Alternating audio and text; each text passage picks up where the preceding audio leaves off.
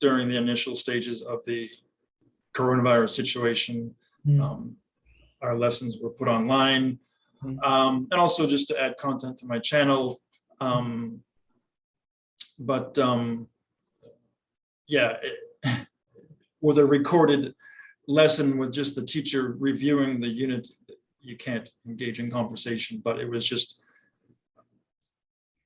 a demonstration of a condensed demonstration of an hour and 40-minute lesson in 10 to 15 minutes. Yeah, which is ambitious. So no wonder it can't really resemble a real life teaching situation where there is actual communicative language teaching going on, which would involve asking real questions, not just display ones as we call them.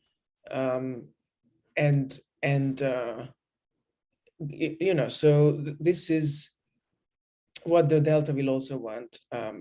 Just evidence of you being aware of what we mean by communicative language teaching and how it's done. And the how is this, that there is always a context.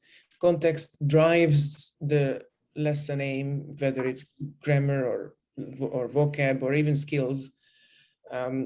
Everything that we engage the learners in is meaningful. And by meaningful, I don't mean meaningful for the classroom, but meaningful as in representative of real language use in the street, in real life. And I know it's hard to grasp this, what the difference is between, if I teach them the word hurricane, next time when there is a hurricane, they will meaningfully use it.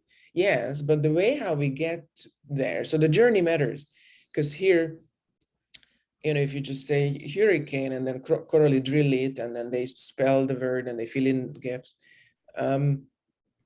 they haven't really deeply engaged with they haven't listened to a listening or read a text about a little girl whose family lived through a hurricane and what the family did and how I'm just improvising here.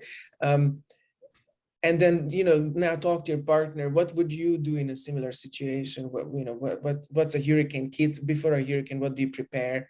A torch. And then again, your target language is more varied, and it's not just hurricane, flood, tsunami. Because if you are teaching hurricane, flood, tsunami, your context is not going to be natural. Because there are very few situations where you would just list things of the same type like that in a listed fashion.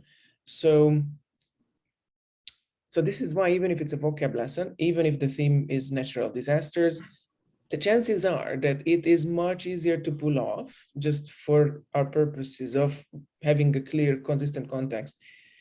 If 2 of the items are nouns, 2 are verbs, 3 are adjectives, then you can build some carrier text and some carrier context much more naturally. So yeah, just meaningful engagement is a key consideration of communicative language teaching.